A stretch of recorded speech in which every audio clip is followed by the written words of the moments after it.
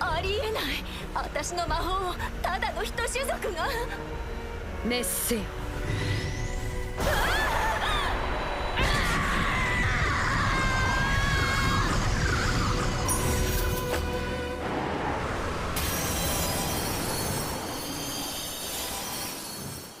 Chilling in Another World, episode 7. We have a lot to talk about this episode. So first off, this episode, really, really good stuff. Everything from Hiya, going in and finishing off the Dalai Lama or whatever, the sorceress lady. She got her 2 minutes of fame and she got... like literally she came at the end of last episode, went 𝐜𝐴𝐚𝐧𝐧𝐞𝐥 to the hero. He went, you are gold Goku freaking gorilla now. And then he showed up this episode and got her 2 minutes of fame. Went the Hiya Jin just went, bah, I'ma eat you. And then she was like, yo, I'm about to lay down the law. She's in my head now, and she's gonna go through a reform. So not only now is our boy Fleo the banana going to gain, or he's already gained the power of the Jinn, and he already has Hiya. But now, sometime in the future, he's also going to gain the power of the nighttime nightmare, whatever, one of the strongest sorcerers that was so powerful they had to be sealed away because they're powerful / evil. So he's gonna gain her somewhere down the line too, whether it's in spirit form or I don't know, but he's gonna gain her power somewhere down the line as well too. And I just think that is awesome and incredible. I also really loved this episode. The different characters kind of finding a path, well, let me start here. I like that the different characters found a pathway towards the future. That's what I wanted to say. But that includes our boy Fleo Banana, with him formally, getting married, or formally, put a ring on it when it comes to Reese. And, he told her, like, I want to love you long time, basically, he said. But then he also was able to verbalize what he wants for the future, which is to continue to be a merchant.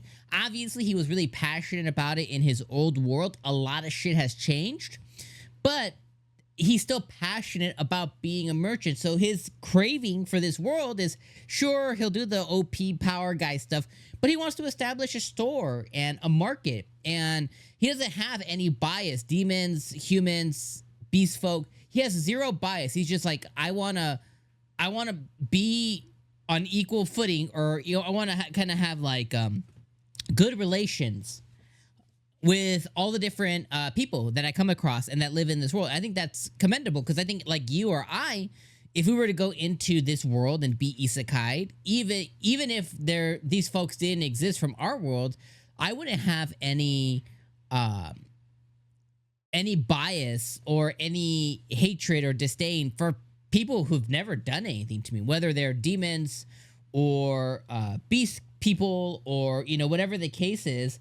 Like, I wouldn't have any predisposition to feeling a certain way towards these multiple different races in the world. If anything, I would be more curious because those folks don't exist in our world, right? So I love that he's coming from that. He's coming it from that place, and that extended to when the princess was like, come be our hero. He's like, nah, I don't. Like, he said it perfectly. Fleo this episode was like, your hero needs to be a representation of somebody who's going to want to put their life on the line for humanity. He's like, and that ain't me.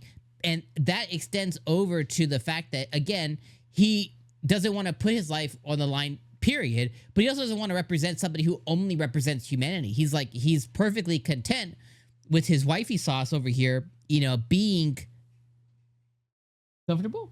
He's perfectly content with his wifey sauce over here being like a, beast folk demon girl, and he's on good terms with the demon lord. So he's like, what you're looking for, that ain't me. And I love that, I love that he's like, nah, like that's not even in my wildest dreams. Like, no, thank you. But his dream is to go and create a store, be a merchant once again, from a quainter, be more of a quaint instead of traveling merge, it'd be like, more, solidified. And then Reese, this episode 2, is like, yeah, I'll help you. I'll hook you up. You know what I mean? So he'll get a good clientele of demons and, different people that she knows and stuff, because they need to, maybe Illuminus or whatever her name is comes back into play. Maybe the Demon Lord goes and puts the word out and stuff too, especially because the Demon Lord still has his eyeballs on Belly Rosa. And that leads me into one more thing before I talk about the rest of the girls. What the hell happened to the Demon Lord? Last episode, or maybe the episode before, the Demon Lord got really mad because Fleo, because the humans caused Fleo to beam his woman, Belly Rosa, out of there. And he had a hissy fit, and he decided to start Demon World War I or whatever. But they didn't show any of that this episode. This episode was all focused on Hiya taking down Dalai Lama or whatever her name is, and the golden-haired hero. Like, what happened to the Demon Lord? So we're probably gonna get that next episode, but I want to talk about that. So we talked about, this episode is fantastic. Like 9 out of 10. I'm not gonna give it the full 10 because I think enjoyability 10 out of 10, but critically, there's best of the episode of the season. But I'll say like 9 out of 10 for sure. But now that we've talked about the princess, I guess we could talk about the hero. The hero was delegated and relegated to jail.